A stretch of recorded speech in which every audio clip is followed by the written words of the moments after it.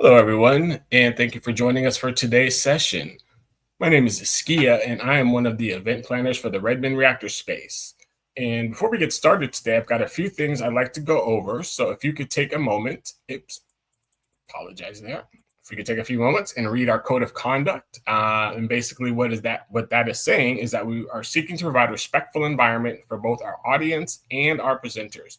So we encourage engagement in the chat, but we ask that you please be mindful of your commentary, remain professional, and please try to remain on topic. We're going to be sharing useful links throughout the chat, so please keep an eye out for that. And we want to let you know that this session is going to be recorded and will be available on demand on the Microsoft Reactor YouTube channel, and that should be in about 24 to 48 hours after the session is concluded. That brings us to today's session. It's going to run approximately 30 minutes, and there will be time for questions at the end. So hang on for that. And with that said, I will hand it over to our speaker today and get started. Oh, thank you so much. So first of all, thank you so much for spending some time here with me and my session on how you can enhance your own AI services using an open source framework called Semantic Kernel. So my name is Håkan Silvenogel. I work as an AI evangelist at Soprasteria, and I'm also a Microsoft AI MVP. But before we start here for tonight, I just want to give you some more background information about me. So you can see here some of my previous experience. I have long background here working with data and AI, and I'm also a subject matter expert on AI, and I also have quite a few Microsoft certifications. I'm a Microsoft MVP for 5 years in a row, and I'm also a Microsoft certified trainer and a Microsoft community lead here for certified trainers. So I'm also quite involved in the local user community in Oslo, Norway, where I live. So I'm part of Oslo AI, the Norwegian.net user group, 2 virtual meetups, AI42, and also the Azure user group Sweden, that I run together with Jonah Anderson, who's also an MVP. So now the topic here for tonight is about how we can enhance our own AI services using Semantic Kernel here. So this is the agenda. I'm going to be talking about AI assistants and AI agents and explain what is what. And I'm also going to be talking a lot about what is Semantic Kernel. And the most part of our session will be spent inside of Visual Studio Code and Visual Studio with some demos. And I will also provide you with these links to GitHub repositories so you can try out all of the code that I'm showing you here tonight. But before we start, I would just like to give you some sort of insight into what we actually want to achieve here. So then I have to preface it with some background story. So I'm from Sweden, and in Sweden around Christmas, we have this tradition of creating something we call a Christmas rhyme. So when we hand out our Christmas gifts, we also provide a Christmas rhyme that will give some hints, some insights into what is actually the actual gift. And together with that, we can also provide an illustration. And the way that this is done is usually you gather together in front of the fire, and then you talk and you brainstorm around these different Christmas rhymes. So I'm not that good of a rhymer, so then I was thinking that maybe I can use AI in order to create this Christmas rhyme. And maybe I can also use AI in order to create this illustration. So basically what we're going to do here tonight is we're going to create an application where you can select a gift, and then you can get a Christmas rhyme for that gift and also an illustration. So let me switch over here to my browser, and we can have a look at how that looks like. So here in my browser, So here in my browser, we can see here that we have here a list of items that we can choose, of gift items. So let's say that I choose here a book. I want to give away a book as a Christmas gift, and I want to create a Christmas rhyme for my gift. So then I press this button here, then I will get here a rhyme. So the Christmas rhyme has a specific rhyming structure, so let me just read it to you. With pages filled with tales to explore, this gift will open a magical door. So cuddle up tight and read with delight. Merry Christmas to you, let your imagination take flight. So at least according to me, that's quite a decent rhyme, and at least it's much better than what I would have come up with myself. And then the next thing that we would like to do is we would like to have an illustration for this Christmas gift. So then I can create a Christmas illustration here. And we just have to wait a little bit. So now we can see here. So we wanted to have wanted to give away a book. Then we can clearly see that the illustration here is very Christmassy. It has bright colors, bright red colors, and it also includes Santa Claus and his helpers, and of course also the gift. So the way that this works here in the background is that we have set up an Azure Open AI instance, and we're using a GTP4 model in order to create our Christmas rhyme. And then we're also using DALL-E 3 in order to create this illustration. So in a short while, I'm going to be demonstrating how we can do in order to first do some prototyping inside Visual Studio Code, and then how we can take this code that we used when we do prototyping and carry it over into Visual Studio into more fully fledged solution like this example here. But let us go back here to our presentation. So probably many of you have already heard here about AI assistants such as CoPilot or ChatGPT.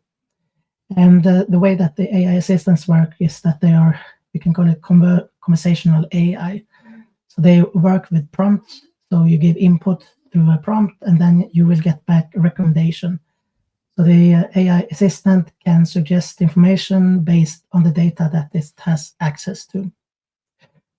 But then now what is becoming more and more popular is to use AI agents. So in contrast to the AI assistants, the AI agents, they don't require prompts. So they are much more self-sufficient, so they can both plan and develop their own workflows. So the way that it works is that you give an AI agent access to a number of functions, and you have some clever descriptions of these functions, and then you can set the goal for the AI agent, and the AI agent can figure out by itself which functions should I call and in which order. So one example of an AI agent could, for example, be for a scheduling problem. So let's say that you have a number of workloads that you want to transport, and you have some trucks, and you also have a schedule for the truck drivers. So then basically there are three different schedules here that you need to optimize. So granted that you have created functions for getting the schedule for different truck drivers, and also the schedule for the loads, and the schedule for access to the trucks, then you can give your AI agents, you can give it the goal of getting the most optimized schedule for these three.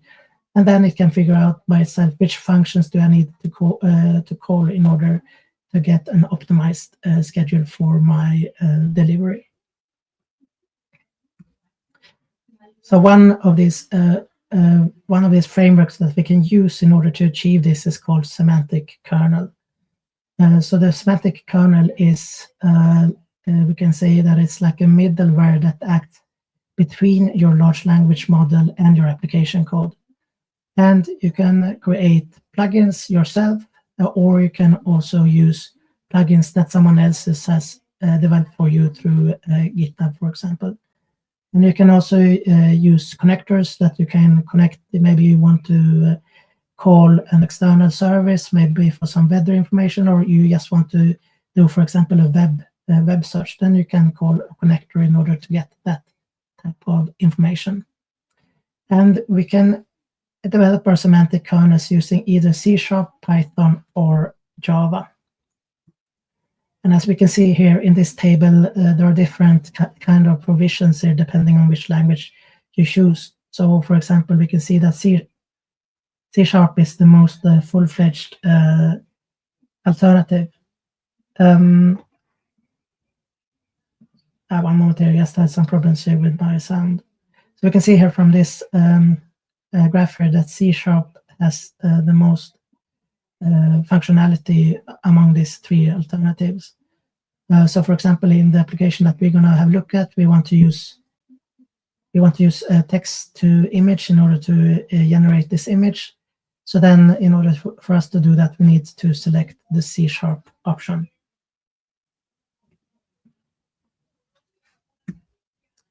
So one tool that we can use here in order to do prototyping is called prompty. So prompty is available as an extension to Visual Studio Code. And what it gives you access to is it's both a template for your prompts. So basically, it's a way for you to be able to structure your prompts in a more structured way. And if you install these extensions into Visual Studio Code, you will get a new file suffix, which is called .prompty, and you will also get the template so that you don't need to start from scratch. You can see from this template, you provided with some information about what kind of model are you using. So in this case, we are using the Azure Open AI. We're using chat, and we give it some sample examples. So we give it some context, and we give it the system prompt, and we give it some more information here. And then we can just push the play button in order for us to try this out. And prompty also comes with a playground. So if you don't want to code, then you can instead use this more easily accessible prompt flow playground, which provides the same functionality as the template. And then finally, this is an example here of how we can use this in our code. So basically what we do here is that we provide the information here about the API key and the deployment name and the endpoint for our Azure Open AI instance. And then we create a semantic kernel by calling this kernel create builder, and we add Azure Open AI chat completion to that. And then in line 29, we call create function from a prompty file. So then it will basically create a function from this prompty file that we then can invoke as we do on line 31 in order to get our results. Now I'm going to show you a couple of demos here. So first we're going to start out in Visual Studio. So let me just switch over here. So I'm also going to say here right away that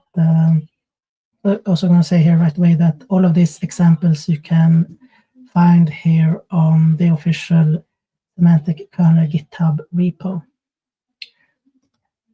So, as I said here, Semantic Kernel is a middleware. So you first need to set up Azure Open AI instance, and then you need to find out what is the name of the endpoint and the key to your instance, and what is the deployment name for your model. And in our example here, we create a kernel object here with that config information, and then we build our kernel. And then right now this is a quite basic example here where we just invoke a prompt. So we invoke this prompt, what color is the sky? And then Semantic Kernel acts as a middleware, so it sends that information over to Azure Open AI. So if we run this example,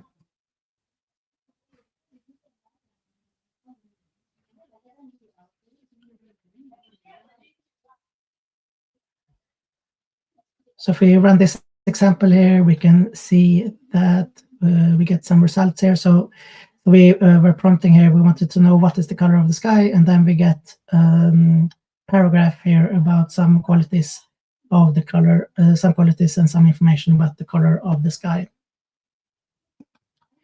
But we can also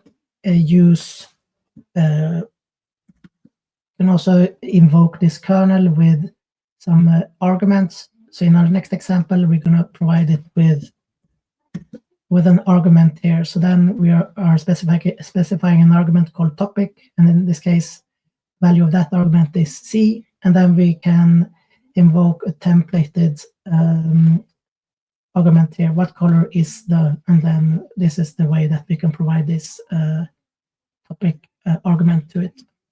So if we run this,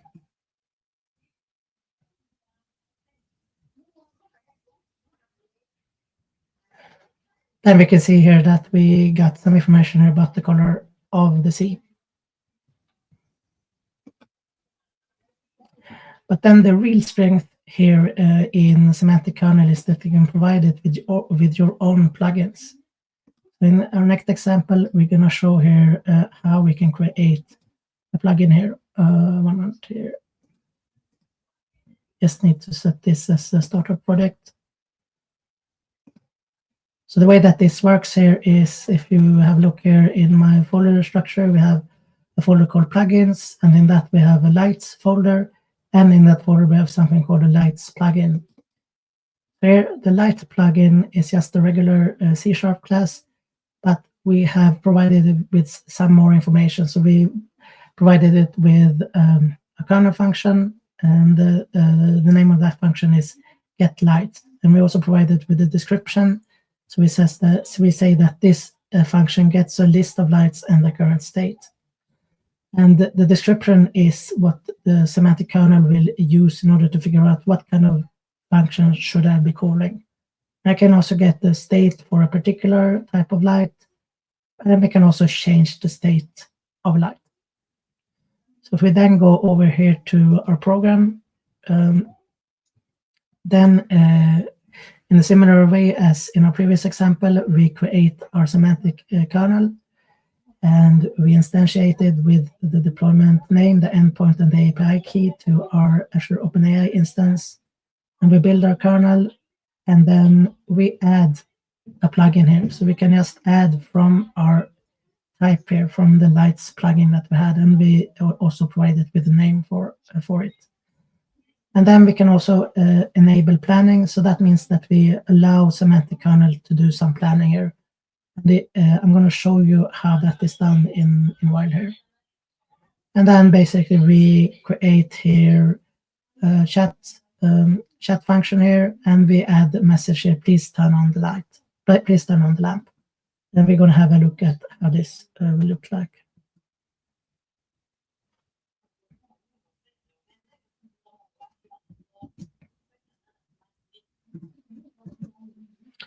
So we can see here that we wanted the lamp to turn on, and then we get an answer back here from our assistant that the lamp has been successfully turned on. So we can see here that what we essentially did was that we provided it with some functions, but we ourselves, we never needed to write an explicit code for a semantic kernel on how it should turn on the light. It could figure that out by itself. That's as long as this has a good description in your plugin. So in our next example, which is a little bit more complex, we're going to show you how we can make use of this planning. So here we are having the same folder structure here, and we have the same light plugin, and then we can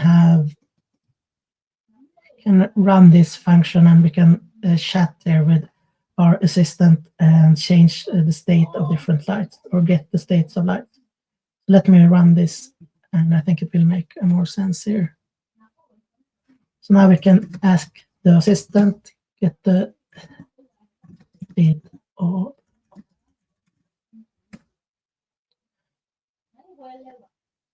So then we get the state here of all the lights, and we can, for example, set switch the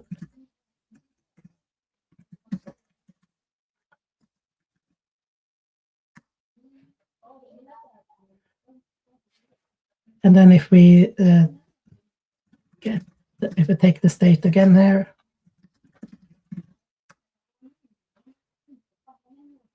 and we can see that the push light state was switched from off to on. But we can also ask it something like this: switch all states.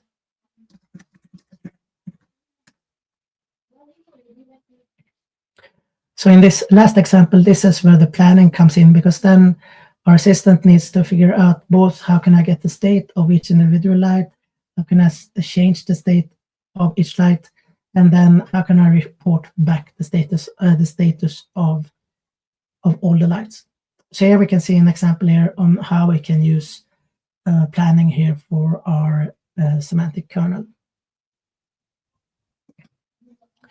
So now I'm going to switch over here to a Visual Studio Code. So let me switch over here, because now I'm going to show you how we can do if we want to do some prototyping here in order to get our Christmas rhyme application up and running. So the first thing that I have done is that I have installed this prompty extension to Visual Studio Code. And then, as I said, we will get here a template where we just give it a name, a rhymes prompt, and we give it a description here, a prompt that uses a gift item as an input and creates a Christmas rhyme back as an output. And we configure it with our configuration data for our Azure Open AI instance, like the endpoint and the deployment name. And we can also define here that we want to have our response format as a JSON object. We give it some example data and some context here. So we say that you should provide a Christmas rhyme for a particular gift, and the rhymes should be in the following format. And then we give it some 4 different examples here of how a Christmas rhyme could look like. And then we give the system prompt that you're an AI assistant to help people with rhymes for the Christmas gifts. And as the assistant, you will write a rhyme based on the gift item and answer in a personable manner. So we can just try to run this using this run button here directly in Visual Studio Code. So now we got it back. So the gift item was a cozy blanket, and then the rhyme was under this blanket, so warm and snug, you can curl up tight just like a bug. On chilly nights, it's a perfect embrace. Håkan wishes you comfort in every place. So this is a tool where you can have very rapid feedback, and you can very easily just go in and change the prompt or the context until you reach the results that you're happy with. And then we also have a similar prompt here for our image. So I should say here that our image prompt is actually giving us a prompt that we then can send to DALL-E 3 in order to get the actual image here. So here we give it a description, a prompt that uses gift item as an input and creates an image back as an output. And we provide it again here with the same type of configuration, and we give it some context that you should take a gift as an input and turn that into an image prompt for DALL-E 3.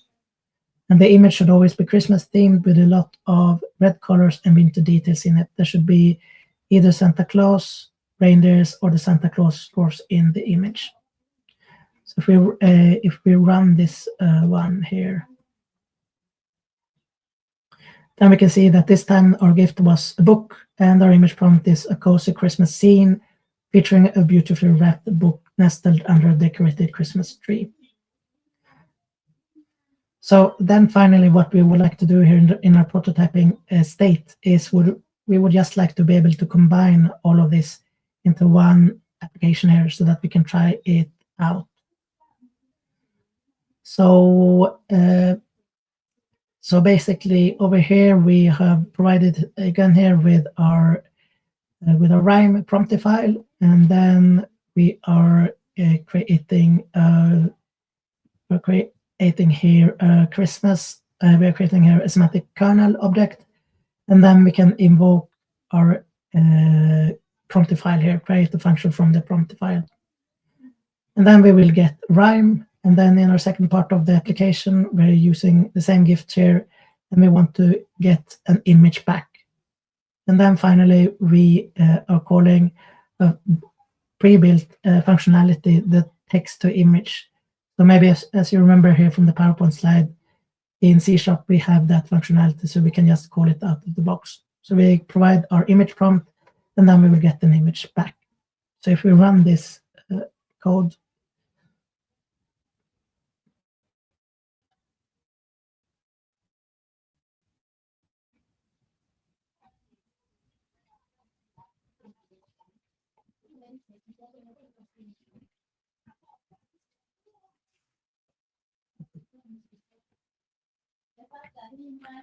then we can see here in our rhyme object that the gift is a book, and the rhyme is, for your dear dad, this gift I bring, a world of stories, adventure, and things.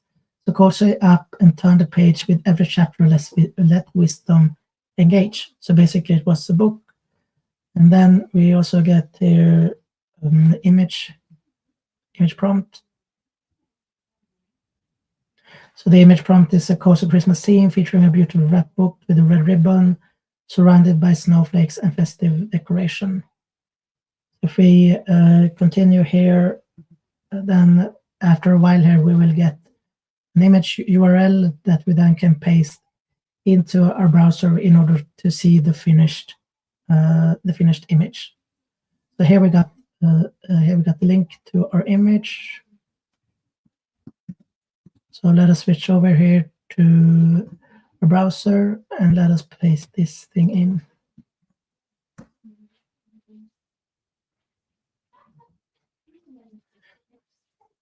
Yeah, so here we can see here that we got the book, then we got the reindeer, and we got Santa Claus.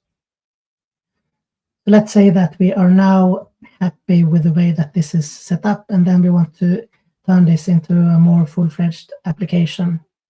Then the beauty of this is that we can take this exactly the same promptifies, the rhyme prompty and the image prompty, and we can paste it into a larger solution. So in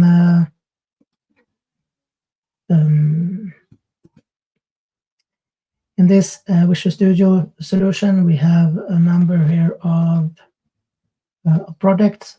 So we have, for example, one project, which is Workshop.Azure AI, which only deals with the things related to our Azure Open AI instance. And in this project, we have a prompt folder, and here we have the same prompts that as we had here before. We have one prompt for creating the rhyme, and then we have another prompt here for creating the image prompt. And basically, the way that this is done here is that we are using it in a similar fashion as in the previous examples here. So we add Azure Open AI chat completion to our kernel object, we build our kernel, and then we add these different types of prompt functions.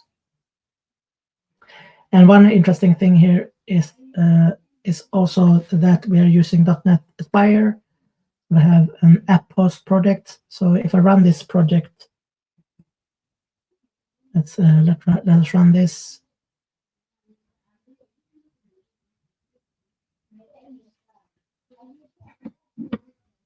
And then let me create one image here for us.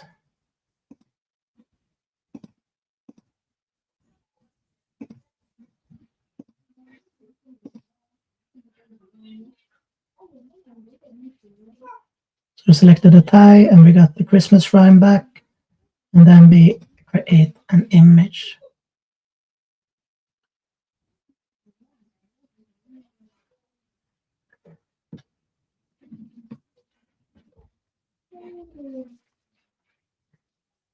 Yeah, so now we got the image here. So by using .NET Aspire here, we can very easily get a log here. So for example, in this log, we can see exactly how many tokens have we used for each call to our Azure Open AI instance. And that can be very handy to have. And we can also have some more details. We can get values from Azure and things that can be helpful for debugging. Let me conclude here by going back here to my PowerPoint presentation. basically what we have seen here tonight is that by using Semantic Kernel, we can achieve different things like chat completion, just like talking to regular large language models, but we can also use plugins that we saw with the light plugins. We can do function calling and we can do planning. We can also use memory or connectors. And if you want to know more about this, you can see more in the official GitHub repo for the Semantic Kernel, or you can see the Microsoft Learn Introduction to Semantic Kernel. So if you want to know more about this, or if you want to connect with me, feel free here to scan this QR code here and connect with me on LinkedIn. With that said, I would like to thank you so much for watching my session here, and now I'm open here for questions.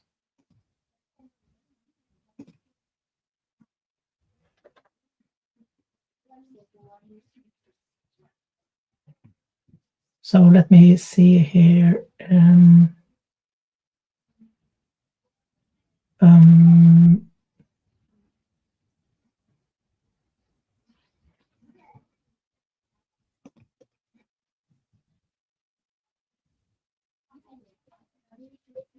Yes, here is a question then. With Semantic Kernel, can we use the models? Yes, we can use that. So also with Semantic Kernel, you can both use Azure Open AI and the models that belongs to that, or you can use Open AI, or you can also use the models that are on Hugging Face. So it's quite versatile. Also, is it possible to add any tools like a code interpreter? And I'm not exactly sure what you would like to do, but since the Semantic Kernel is only a middleware, so any type of application code that you would like to happen beforehand is up to you to write. So, for example, there's nothing preventing you that maybe you have you could have two large language models, one that is maybe specialized in figuring out what are you actually searching for, and then a second one which will help you with your more specific questions. So in a similar manner, you could create first a function for this code interpreter and then run the Semantic Kernel after that.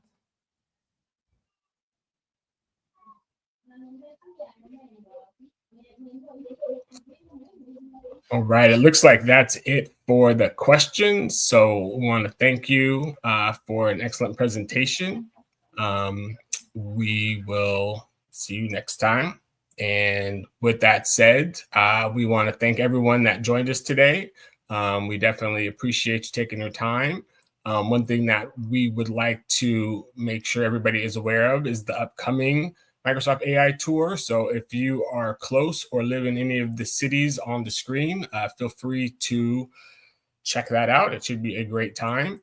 And with that said, we would like to wrap things up today. But before we do, like we mentioned before, we'd love to get your feedback. So if you have any suggestions, feel free to use this link to the survey. And the one thing that you'll want to reference is today's event code, which is 24795. Once again, 24795. Thank you all for joining us, and we will see you next time.